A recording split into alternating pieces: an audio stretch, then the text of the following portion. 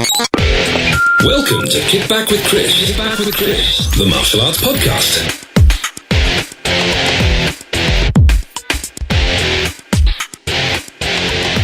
Hello everybody and welcome to another episode.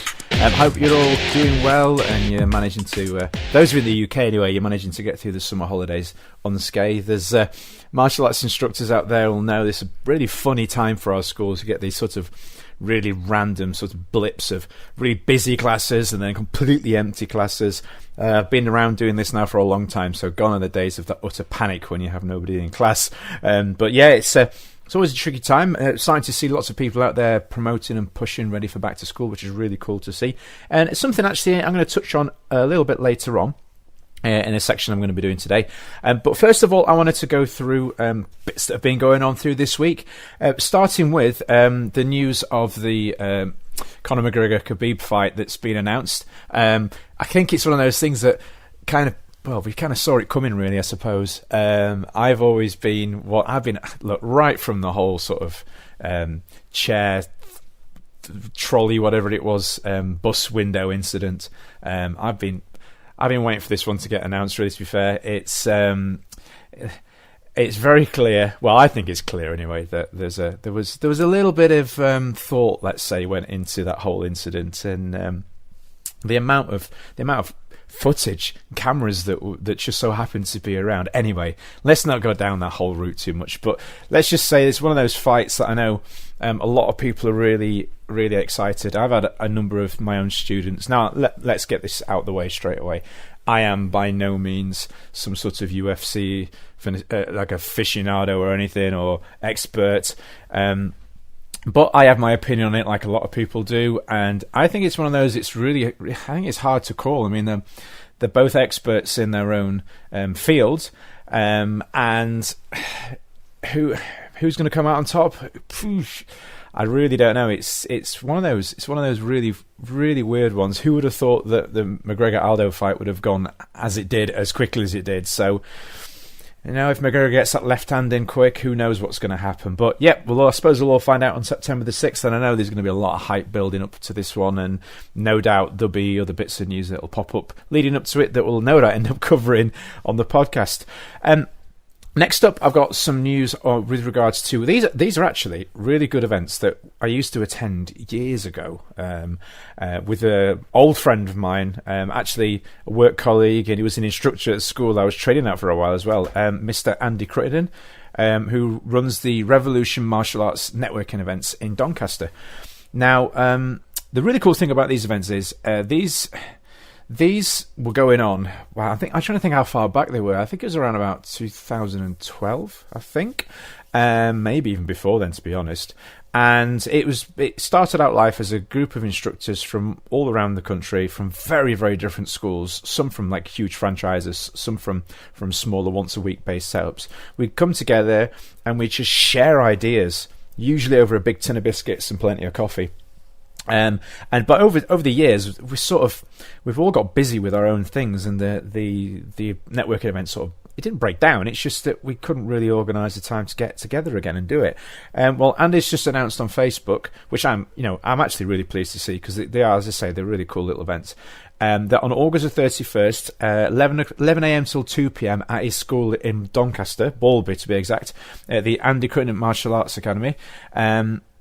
They're going to be doing another one of these Revolution Martial Arts networking events, and sort of things that, well, it's hard to say for sure what's going to be covered, because it really does depend on where the conversation goes. But people tend to throw their own ideas in the hat, and then everybody, sort of goes to and fro, and not everybody will agree on all of the things all of the time. But that's kind of one of the cool things about it. You get to get different ideas. As I say, in the past, we've had some people there that come from multiple school ownerships, franchise setups, that they obviously have their very unique take on how they run their businesses, versus some people with much, much smaller setups who, through their own choice and completely intentionally, have decided to keep their schools smaller, which there's absolutely nothing wrong with at all, and I can completely understand. So yeah, if you're interested in getting involved, I'm going to link the details to the event in the show notes. Get in touch with Andy and the guys there and come along. And it's, again, as a stress, it's not one of those. a lot of times people get put off going to events like this because they think that there's going to be things come up that they don't understand or don't know about. But that's kind of the whole point, you know. We get there, we learn, we share ideas, we share how we've sort of overcome different problems, and it's good to do that because it helps you to realise that you're not on your own, that other people do have these same problems, and you know, when there's multiple people around the table, it's often a really good way to find solutions. So the next bit of news we've got is the QWEP event, and I've actually already covered this a couple of weeks ago, but I wanted to share it again because I do believe it's a really, really good event run by Steve Timperley, and it's actually the Knives and Edge Weapon Awareness. So basically they're covering everything to do with bladed weapons, and it's really, in this day and age, sadly, it's really valuable information to have. Steve really does know his stuff, and I've been along to a couple of his courses in the past in various different forms, and I can tell you guys that it's really good stuff, and it's definitely worth getting involved with. And the course itself is going to be running another friend of mine in his school called Steve Smith. He's based up in Catterick at the Progressive Martial Arts Academy.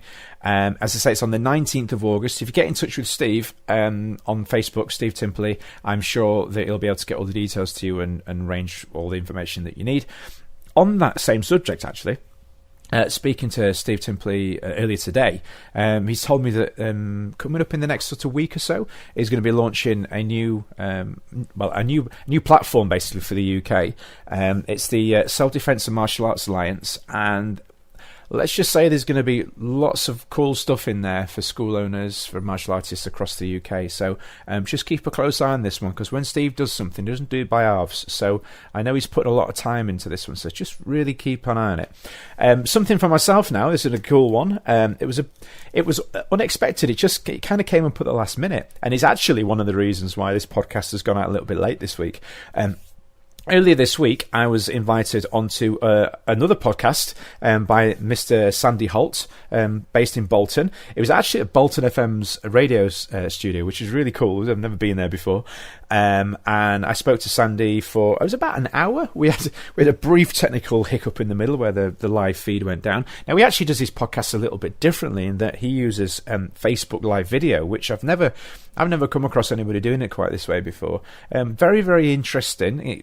Obviously, it gets the podcast out there immediately, and with the added pressure in that obviously it's live. So that was. Now I've done live stuff before, so it didn't really worry me in that respect too much. But it's just a very unique take on podcasting, and it was quite an interesting experience. Where the video itself is actually split into two because, unfortunately, with technology, these things do fail sometimes, and the live stream went down about 15 minutes in.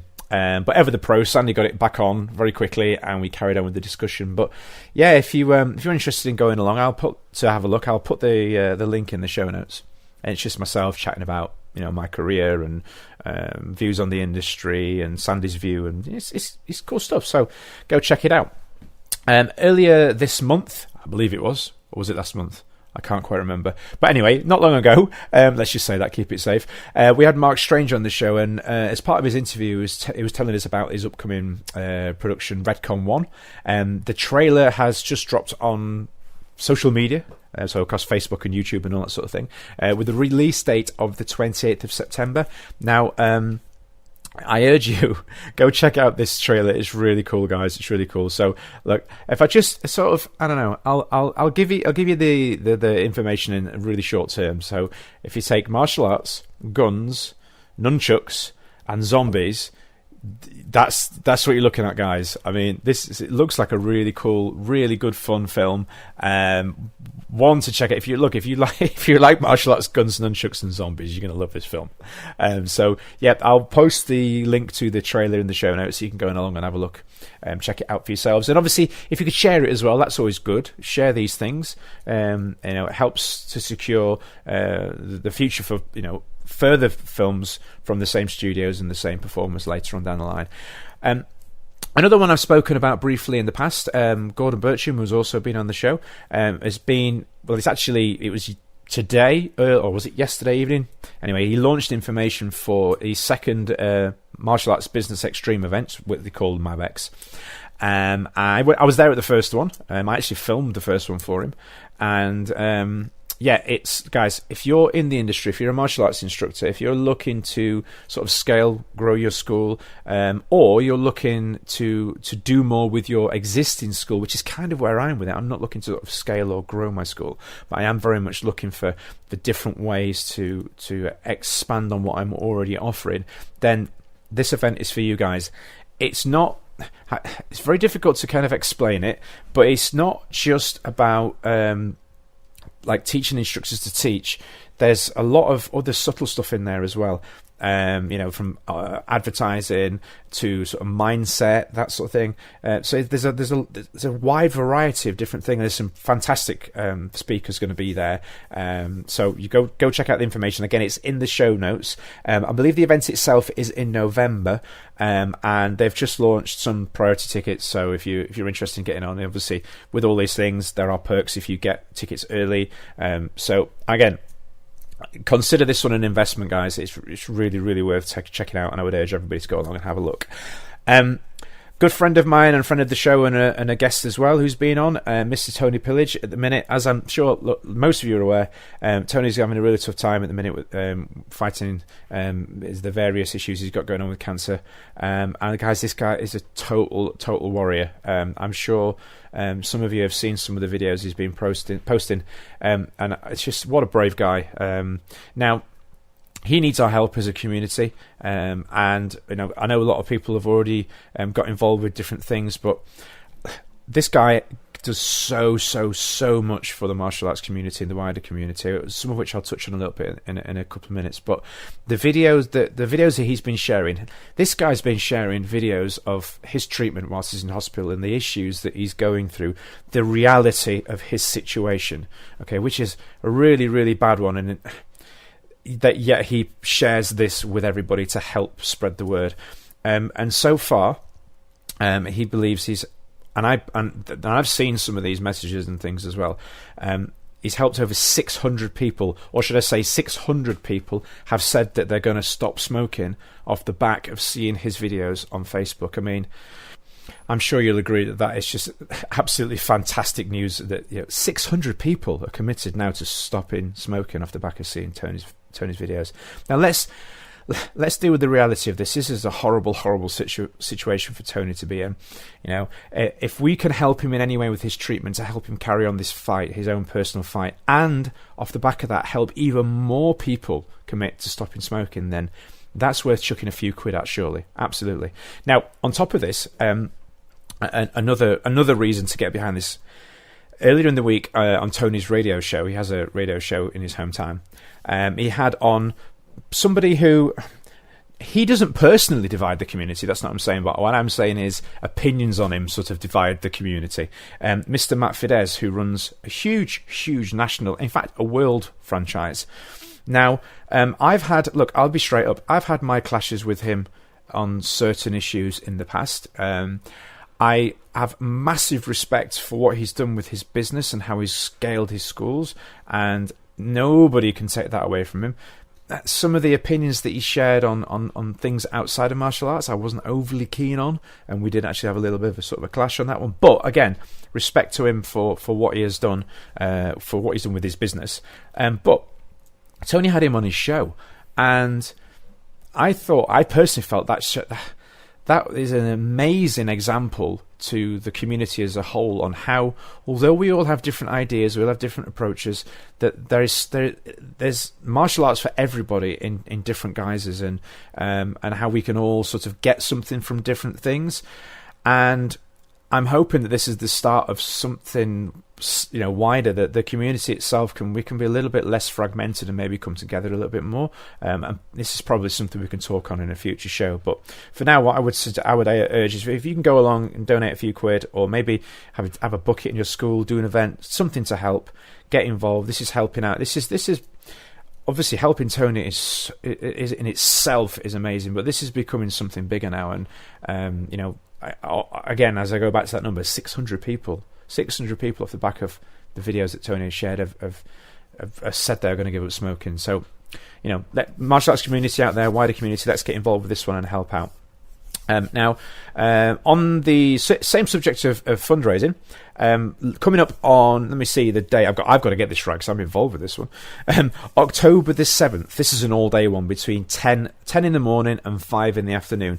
There's a Leicestershire martial arts gathering. And this one, I actually didn't write down all the information, which is really unprofessional of me. But this one's hosted by Mr. David Hector. This is somebody I've met. He's taken part in my workshops in the past. Is a friend through the industry. And here we go. I've found the list on Facebook. I always rely on Facebook to save the day. So, just looking at the information here. Doors open at 9:30 with a warm-up at 9:50. The first session at 10 is with Mr. Mark Deacon, running through, let me see, it says kickboxing from Neil Fisher, Urban Martial Arts, and Mark Deacon, Deacon's Martial Arts Fitness Centre.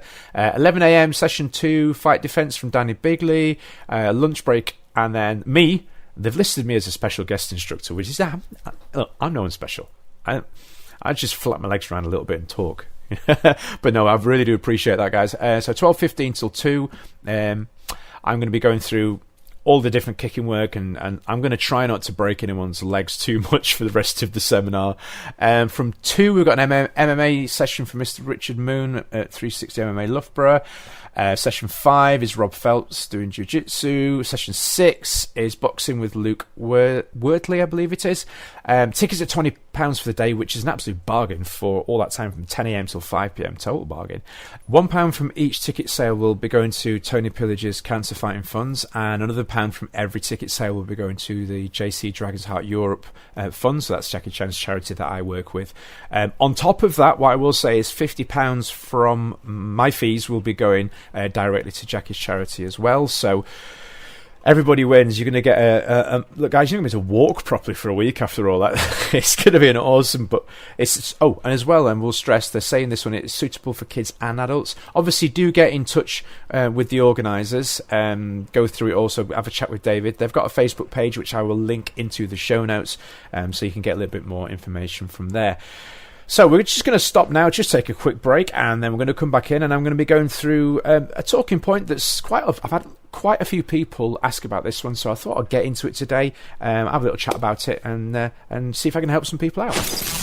You're listening to Kick Back with Chris, the Martial Arts Podcast, brought to you by www.onlinekicking.co.uk. Okay, so one of the things that I do get requested quite a lot through the website and through messaging is to talk about this subject of running a full-time school. Now, it's actually been suggested. We did an episode, about 10 episodes back now, where I took questions and over the entire episode.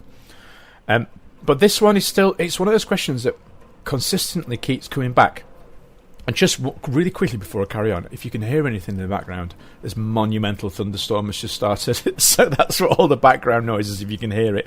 But yeah, this question has come up time and time again, which is, how do I open a full-time school, or how do I transition from my part-time school, so maybe once a week, to a full-time centre? Now, what I will say here, a little disclaimer, I am not a business coach. Okay, I am not claiming to be an expert in running schools. This is one of my little bugbears. I think one that I actually covered a couple of episodes back, actually, is people that pop up as consultants all of a sudden. I'm not becoming a consultant. All I'm going to do is kind of give you my take on how I got my school running. So a little bit of background really first before I do go any further. So I turned full-time as an instructor in 1999. I actually worked for both Master Kim Stones and Master Stuart Wilkes at their two schools based in Doncaster. Now, after that, I actually worked at a number of other schools after working with them, but at the time, they were two of arguably the UK's sort of biggest in school numbers and income generating, I would say, two of the biggest schools in the country. And they actually, the school owners themselves, instructors, actually ran a number of courses and consultancy groups and stuff on how to upscale or to make more money, shall we say, from your school. Now, that was valuable experience for me, massive experience, and I'm, as I've said before in previous podcasts, I'm super thankful for that experience. it allowed me to get an idea of potentially how I could run my school, or how I could perhaps maybe run things a little bit differently, if some of the things that I liked, didn't like, that sort of thing. Because at the end of the day, we're all different. We all have different ideas. We're all on different life journeys. So that's covered. My school actually opened in 2002, and I'll say this straight away. When I opened up, I didn't do things right. In that I took a massive, well, maybe it was right, who knows? But I took a massive leap. I found a building. I decided to go for the building full time. We signed the agreement, we went in, and when I opened up on day one, I had absolutely no students. None at all. Okay? Now you've got to remember, this is before the days of social media. Okay, so we were relying on leafleting, posters, word of mouth, school visits, stuff that's all still relevant, but it was a very, very different market, different industry. Times were different then, obviously. And I managed to make it work. So on that basis, that's why I feel that some of this information is going to be relevant and helpful to some people out there. So things to consider, I feel, when you first open in your school. Okay, initially what you've got to do is you've got to recognise your target market. Who is it that your school is aiming for as students? Who do you want to teach? Okay, that's super important. Sometimes you see instructors and school owners out there, they're struggling because they can't quite identify who it is they want their school to appeal to. Okay, and obviously that is super important, because that's going to influence a lot of things from your advertising to your location, and that really is the first thing. Now, I with my school, initially when it first opened, and although we do still teach to a wide variety of ages, initially there was more of a push towards adults than kids, and over the years that's modified. I've modified that. Well, my aims for the school and requirements have changed. So have the target market, shall we say? And you need to know that. You need to know that immediately. Who you're marketing to. Now, how does that affect your location? Okay, so I'll give you an example. If you are looking at targeting adults, and you want your school to be more fight focused, arguably to an extent your location is less relevant, because people, they will go and find your school if that's what they're wanting to. As adults, they will go and find your school. As an example, I used to rent out a facility in the next town, and my days it was hard to find. And if I was a parent with a 4-year-old, I would not want to be wasting my time wandering around trying to find it, go up the stairs, round the corner, find the fire door, down the stairs to the left, and it was just too difficult to find. It was way out way, and it wasn't in an area that, if I was a young mum, I wouldn't have felt comfortable in a November evening in the dark, wandering around back alleys trying to find the door. So that's one reason. Okay, now if you know for sure that your school is going to be your target market is maybe going to be more primarily kids, think about where your location. Are you near to schools? Are you in a residential areas, community, that sort of thing? That's going to mean that you're more likely to get that age range in. Now, as an example, where I'm located, my school is located, it's right in the middle of a residential area, which has its ups and downs. The pluses, it's a nice area, lots of security because there's obviously houses all around. There are potentially customers to draw from all angles because it's all houses. Downsides, parking. Understandably, people can get a little bit touchy about parking sometimes.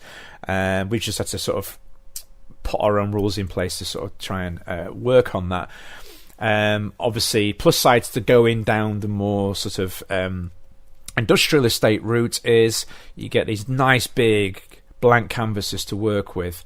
But they can sometimes, depending, be a little bit difficult for if you've got young kids. You're wandering around, there's forklift trucks and lorries flying about everywhere. It's not always the most hospitable sort of setup. So again, you have to go out there and you have to look at this really carefully before you commit and jump in. Okay.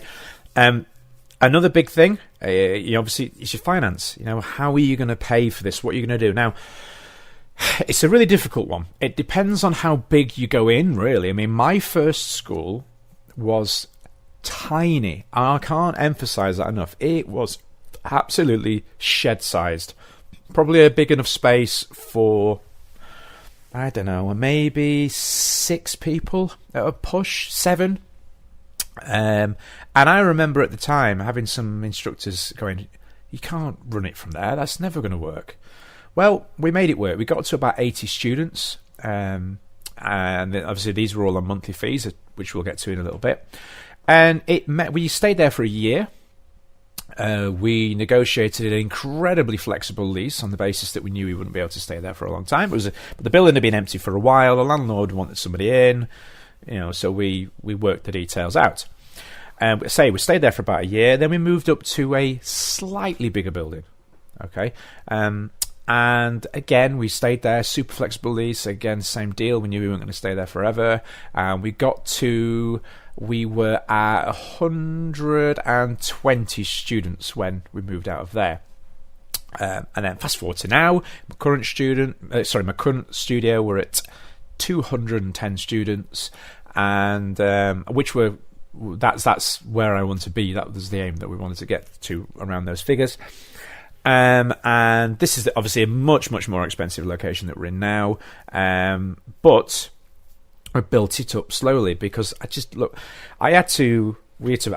borrowed from family, I borrowed a little bit from the bank, a little bit of savings, but the biggest thing is I knew I could make it work, because I'd obviously seen the other schools that I'd been part of work in and how the processes and the systems they had in place, had that experience there. So I knew I could make it work. So I took that sort of blind leap of faith and jumped in with no students on the basis that, I can make this work. I think at the time I had enough money to sort of keep me going for 3 months without any students, after which point would have been tricky. But I'll tell you what, that was a fantastic motivator to make me get off my backside and get going as quickly as possible. But as I say, don't necessarily do what I did, but at the same time, don't keep putting it off on the back of, well, what if, What if it does work, but you don't give yourself the opportunity? So if you're sat on the fence and you're thinking about doing it, just look, right? If nothing else, look on Facebook, okay? Give yourself a little bit of a confidence shot in the arm and go out. And this is by no means me saying that I run a top-level school or anything, but fact of the matter is there are some ridiculously poor quality schools out there running full-time that are doing okay. So if they can do it, why can't you do it? Okay, now that's not me encouraging anybody to go out and set up some crappy setup, but what I'm saying is, look, that you can make it work. Absolutely you can. There's plenty of proof out there. So if you're a good instructor, good standards, good morals, and you want to make this work, you can make this work. Next thing, advertising. This, I feel now, it's a lot easier, but at the same time a lot busier. There's a lot more things now going on, and the face of advertising has changed completely since I started out. Top one, you've got social media. You've got Facebook and Instagram and Twitter. We use a combination of all three. The really good thing about this now, and I mentioned Gordon earlier, and people like Gordon, and there are others as well, but there is so many courses now, one-day courses, online courses, things that you can go out to do this. Look, let's be honest, if you're super stuck for money, if budget is ridiculously tight, there are YouTube tutorials and a lot of this stuff as well. Go out there, immerse yourself in learning. This stuff is not rocket science. If I can learn how to do targeted Facebook adverts, anybody can. Okay? So don't put off learning about it. It's completely achievable. Gone are the days now, unless anybody out there knows differently can tell me. I'm always happy to hear, but in my opinion, gone are the days where you can just go out and leaflet now. You can't just go out, bang out couple hundred leaflets and expect to fill your school. Doesn't work anymore. Got to use a marketing mix. So, as an example, we use leafleting, we have targeted Facebook ads, we have sort of organic Facebook adverts. We have our Facebook groups. We're always putting content out on there, making sure it's relevant content, and just keep switching it up. I have somebody now. We have a social media manager in my school that does a fantastic job with our Instagram and Twitter. They stay on top of that for me and do a fantastic job. So it's a mix of all sorts of different things, but the key is to be consistent. Don't only market when your school's in trouble. If you lose 20 students and you're thinking, oh crap, what am I going to do? Oh, I'll suddenly do lots of advertising. It doesn't work as well. You've got to be constantly, sure, you can ramp it up and turn it down at different times, but you've got to always have it ticking over in the background, okay? The really good thing is, you can always say no to people if you're full and put them on a waiting list. Okay, it's much better that way around than having a mad panic because you need students. And then you're thinking, oh no, I've lost these students and I've got no money. Now I can't afford to advertise. What we're going to, you just constantly be keeping that advertising ticking over in the background. From experience, I found that works really, really well. A bit of a tricky one for some people. Now, this one, pricing. Now, quite often I'll see posts on Facebook from people saying, how much do you charge? Now, for me, this is a personal one, and there are lots of things to consider. All right, quite a divisive one in martial arts is pricing. Some people feel some schools charge too much, and then those school owners will then turn around and say, "Well, you charge too little," and quite a subjective one. Now, things to consider: obvious one, location and overheads. The fact of the matter is, if you're running a school in the south of England, you're going to probably be charging more because location is more expensive, rates are more expensive, outgoings are higher. So, you've got to keep that in mind as well. You don't want to be running it so cheap that you end up not being able to run your school, because that, in effect, is just as detrimental to everybody at the end of the day. I hate that saying. I can't believe I just said that. Anyway, let's pretend I didn't say that, never say it again. But, you've got to charge what is right for you. Not what's right for the person who's telling you is right. I've done that before in the past. And I was charging... I was charging sometimes there was fees. This is straight up honest now. This is when I first started out. I was charging in a certain way because somebody told me that was how it works. And I remember, we were doing these sign-ups and I'm thinking, this just doesn't feel right. This doesn't feel right. I feel something inside me feels wrong doing this. And for me, I had to modify it because it didn't sit right with me. Now, that doesn't mean it's wrong if somebody else does it. If it sits right with them, happy days. That's absolutely fine. But it didn't work for me, which is why I say, with your pricing, charge what's right for you. There's no sort of right or wrong fee. The only thing I would say, as I said earlier, that is wrong is if you're charging so little that you can't actually afford to run your school, then it's just detrimental to everyone. And something to consider with this. When martial artists, instructors say, oh, I don't run it as a business. Look, we need to get rid of that now. The second you start to charge, it's a business. That is the end of the matter, okay? It doesn't matter how. If you're charging 50p, it's a business.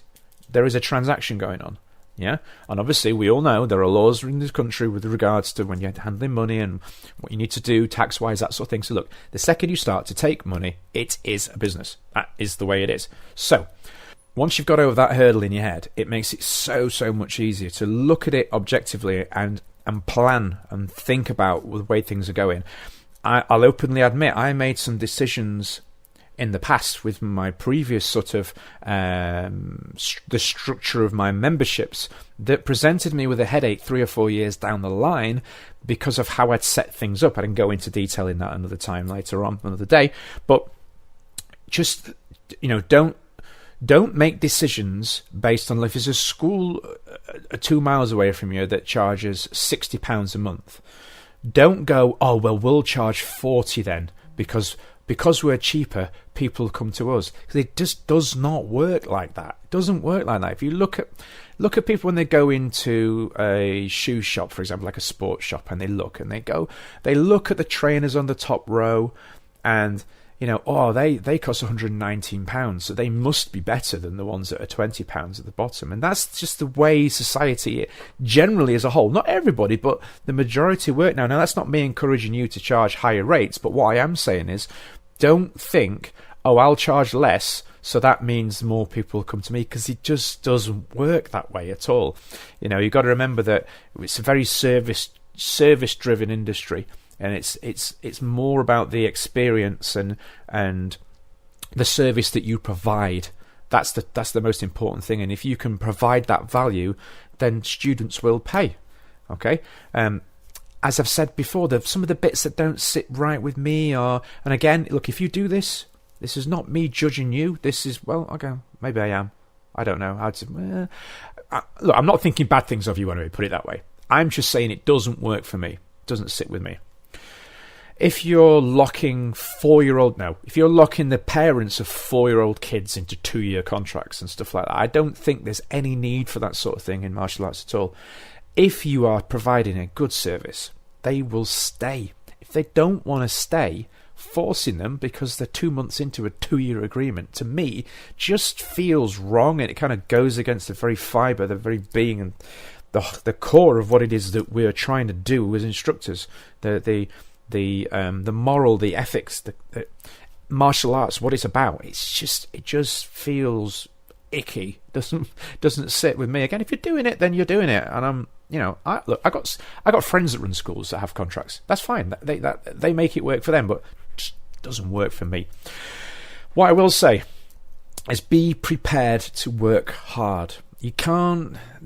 Too many times you'll see people who will open schools and then be moaning, "Oh, I've got no students coming. Oh, it's everybody's fault. It's No, at the end of the day, I said it again. Jeez, please, I've got to stop saying that. Oh, I hate that saying. But no, you've got to put the work in. It's not going to happen for you. You've got to, you've got to get up. Right, what am I going to do today? This is my list. This is what I'm going to focus on. Bang, bang, bang, and do the stuff. You can't sit around and play computer games all day and then rock up to the gym 5 minutes before first class and then switch your mode into teaching, headspace into teaching. You've got to be like, okay, what can I do today? How can I advertise? Who can I approach? Who can I network with? What can I learn? What can I do? If you look, Facebook the way it is now, even if you have no money to spend, you can still be getting out there in your community. Be a little bit cheeky. Just bend the rules a little bit. There's these Facebook groups for selling items, furniture groups and stuff. Accidentally post a poster on for your school there, then just apologise profusely if somebody catches you. You can get away with that sort of thing a little bit. On the subject of posters, this is a good one. Do not make your own posters in Microsoft Publisher or Microsoft Word. Stop doing that. Okay, there are plenty of advertisers or people that make the fantastic artwork and posters available all around the country. You may even have some students as well. But I'm not going to start naming specific websites, but if you get out there and look, there are ways and means of having posters made up for as little as sort of 10, 15, 20 quid. Decent posters, So there's no need to be doing crappy Microsoft Publisher, PDF files. You can pay somebody a few quid to make you up a professional looking poster that is just going to raise your profile so much, and then you have something that you can spend some time posting in these different Facebook groups and getting word out. Now, this is again just a couple of final ones, but this for me is it's another one that sort of divides the community a little bit. People have different opinions, but for me, I've always been one for I like to keep in shape, and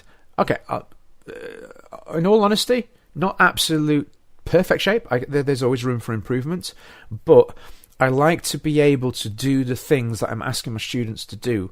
Okay, can I do the stuff now at nearly 40 as well as I could when I first opened at just turned 20? Absolutely not. Absolutely not. No. There are certain things I have a better understanding of and a better grip of. Absolutely, but on the whole, I'm not as flexible or as agile as I was at 20 as I am at nearly 40. Absolutely. But am I at nearly sort of peak condition for my age? Yeah, I like to think I am. Okay, and I feel that is really important with regards to running your martial arts school.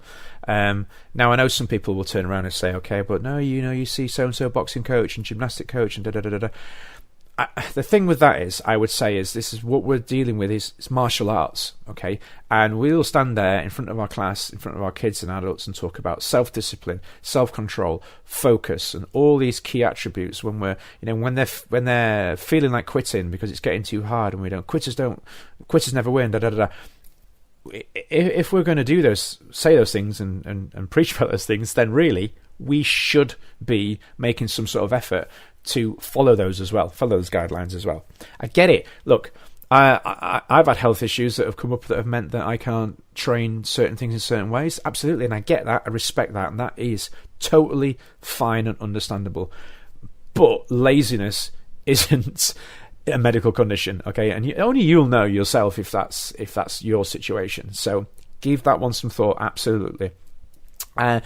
My final top tip, I guess I would say, is don't care too much about what other instructors think, okay? Be aware of it, but don't spend too much time thinking about it all the time. Don't let it take over. Don't let all your decisions on how you run your school be based upon what other instructors are saying on social media or thinking, or you think they're saying, or that sort of stuff, because they're not the people that are going to be coming into your school to pay for classes, to pay your bills, to pay your wage. Okay, you need to be getting into the mindset of the parents, of the students, of the people that want to come into your school, not about the bloke in the other school 2 miles up the road that thinks you teach crap martial arts. Okay, his opinion is completely irrelevant. Okay, you could teach the best classes in the world, and odds on he's going to find something wrong, or she's going to find something wrong to pick fault at. Okay, so try not to. I used to do way, way, way too much of that. Okay, the moment I stopped giving a crap about what the martial arts instructor, who has like 15 students, second I stopped giving a crap about him and started focusing on what I'm doing, it makes life so much easier, so much better. And, everything, the quality of my students, the quality of my school, the standards and everything actually rose because I was putting more focus into what I was doing as opposed to what everybody else was thinking. So hopefully that helps somebody out there. So that brings us to the end of this one today. A little bit shorter today. Obviously, as I said at the start, the summer holidays, it does kind of... it eats up time, and it's the same for me. I've been spending more time with my kids and getting out and doing stuff, and hopefully you guys are out there too. So on that note, we're going to finish up. Thanks again to everybody, and this is, believe it or not, we're on to episode 14 already. This is just amazing. I'm so pleased how this has gone. If you get some time, go check out the interview I did with Sandy in his online blog. That was a really cool experience. And then check out some of his other stuff as well. I hope to be with you all again. The plan is to be with you next week and continue to do this weekly for as long as I can keep it up weekly. Have a great weekend, whatever it is you're doing, and I'll catch you all next week.